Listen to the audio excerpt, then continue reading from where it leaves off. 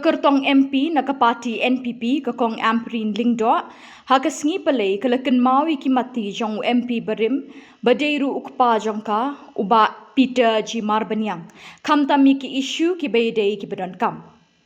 Ia kini pynpaw haba kren pathai khkbuor khndiat sngi hadien parti pynbna kyrtong ban aireng kini eleksyon MP na Shillong parliamentary seat. The state government hagajing yalam khaman jong party NPP, Honorable Chief Minister jungi,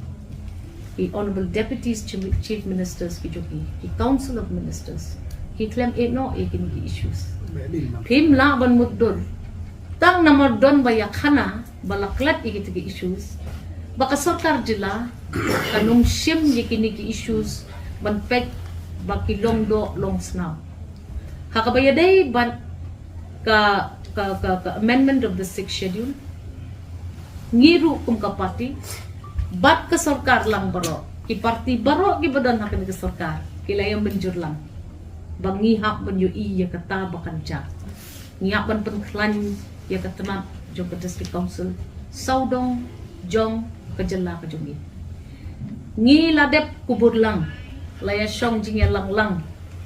ka sudai ba ya mata ka parliamentary standing committee kalara ya ka kaipot jom ka sa parliament ngin bot din ya kata yo pi mudur baka MP ne UMP kila ban penlong snam yaki issues jom ka state kalong ka babakla lada PG yang kum ka candidate MP ka sarkar jongi kan ai bor yang banyak kren ya kani kakam tang ha parliament henry wat haki office sarkar ki bahe namar pinda pe ye kini ki agenda ki ja lenti no haki departments ki boper the 6th schedule ipa jonga late Bah PG Marbaniang bangkwai hadwar blay idon ha parliament ha kapor bakadon ka amendment jong ka 8th schedule but ha kata kapor ilayo pan ay bantalem bakal ladai kapor ya kari India bakan itu lem ya ki kentin jong kinong snong ki barit pat aba piong bakin protect ya ka interest jong ki breu jong ki barit pat pet bakin pet ya ka tin ka selit ay boring itu no ka pet bakin pet ya ka culture ka jongi itu no ya ka ay bor no ingi bat ngin yasan ya kita ki batmu ban pentom bor ya kata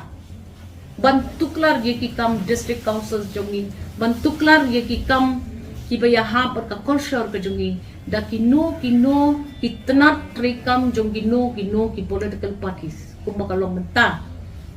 kadon kata ka jing ya kren badai banum ai tribal status ye kita nga ong ye ka district council kadai ka council ka bala penkamti lemba ka yale election ban pet ya kata kam tingi dei banya da ngin ya tre rengkat namar ki MPs ki hab ban bot din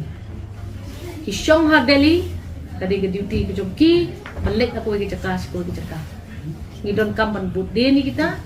bat ka party ke jongi kasim ya karai la katukan nehi bakan bot din ni kini isu